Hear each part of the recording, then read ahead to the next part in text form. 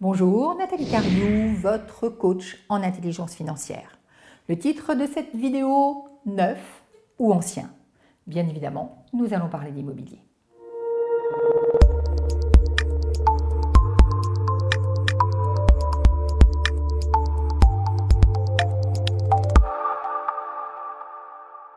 La question que vous pourriez vous poser si vous voulez investir dans l'immobilier, c'est est-ce que je dois acheter dans le neuf ou est-ce que je dois acheter dans l'ancien? Donc dans cette vidéo, on va faire un rapide comparatif des avantages de l'un par rapport à l'autre. Si c'est pour votre résidence principale, j'aurais tendance à vous dire acheter du neuf.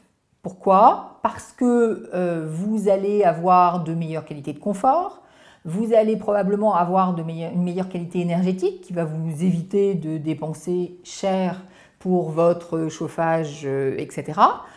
Donc, a priori, le confort aidant, si c'est votre résidence principale, achetez plutôt du neuf que de l'ancien. Néanmoins, d'abord, mon conseil n'est pas nécessairement d'acheter sa résidence principale. Je vous en reparlerai d'ailleurs dans une autre vidéo. Faut-il ou non acheter sa résidence principale? Guettez-la, vous allez voir, peut-être que la réponse va vous surprendre. Pour ce qui est de l'immobilier locatif, j'aurais tendance à vous préconiser d'acheter de l'ancien. Pourquoi? Parce que entre le neuf et l'ancien, vous avez généralement une vraie différence de prix.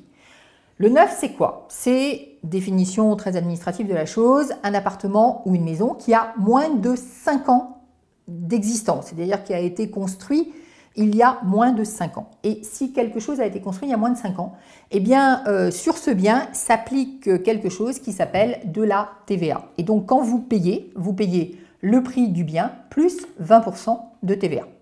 Donc, forcément, le neuf va coûter plus cher que l'ancien. Sur l'ancien, il n'y a pas de TVA. Donc, effectivement, en principe, vous devriez être quasiment à 20% moins cher. Ce n'est pas tout à fait vrai.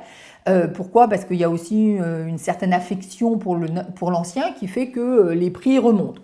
Mais n'empêche que le neuf est généralement plus élevé que l'ancien. Qui plus est, quand vous achetez de l'ancien, pour le mettre en location, vous avez la possibilité de faire des travaux.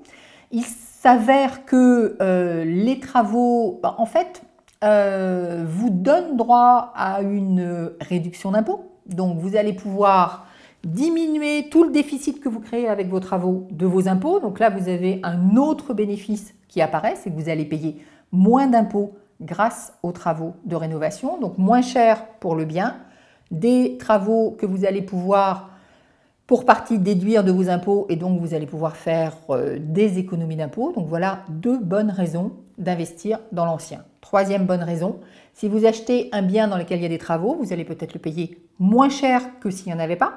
Et si on regarde le prix du bien acheté plus le prix des travaux, eh bien généralement, ça revient moins cher que le prix du bien neuf ou que le prix du bien tout nickel, tout beau, tout peint, tout fini. Autrement dit, vous avez encore la possibilité de faire des économies dans l'ancien parce que vous payez moins cher le bien, parce que justement, il y a un certain nombre de travaux, de rénovation ou de reconception à faire. Donc, 3 bonnes raisons d'acheter de l'ancien plutôt que du neuf, sauf si vous privilégiez votre confort. Abonnez-vous à cette chaîne YouTube, Le Secret de l'argent.